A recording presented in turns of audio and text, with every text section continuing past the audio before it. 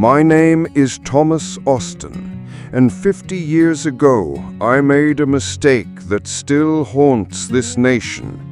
This is the story of how 24 innocent rabbits grew into an army of millions, and how I became the most hated farmer in Australia.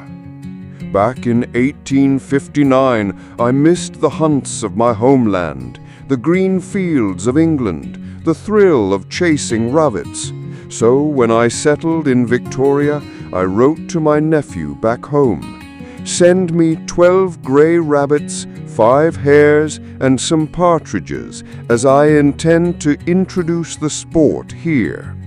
Just 24 rabbits arrived in wooden crates. I released them on my property, Barwon Park, thinking nothing of it. The land was vast after all. What harm could they do? At first it was amusing. The rabbits bred faster than we could shoot them. By 1866, just 7 years later, hunters on my estate bagged 20,000 rabbits in a single year, and still their numbers grew. They ate everything, not just crops. Entire fields vanished. Native animals starved. Farmers cursed my name as their livelihoods turned to dust.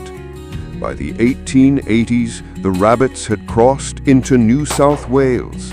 By 1900, they reached Western Australia, millions upon millions, hopping across deserts we thought would stop them. The government built a 2,000-mile fence, the longest in the world. Useless. They dug under it. They climbed over it. It was like trying to stop the tide. By the time I died in 1871, the plague was impossible. But what came after? God help us. In the 1950s, scientists released myxoma virus. It killed 99% of the rabbits at first. Then survivors grew immune. Next came calicivirus in the 90s. Same story. Today, Australia spends $200 million a year fighting them, and still they return. I never meant for this. I just wanted a taste of home.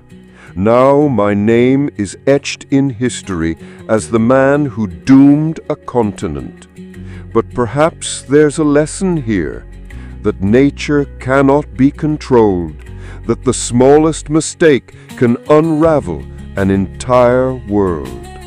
The rabbit plague continues to this day. Share this story so history isn't repeated.